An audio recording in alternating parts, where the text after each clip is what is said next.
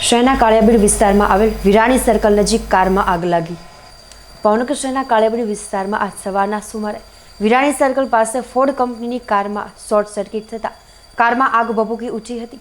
કારમાં આગ લાગતાની સાથે જ સ્થાનિકો દ્વારા ફાયરના સ્ટાફને જાણ કરાઈ હતી।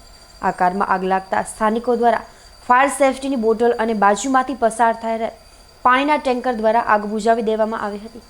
આગની ઘટનાને પગલે લોકોના ટોળેટોળા ઉમટી પડ્યા હતા।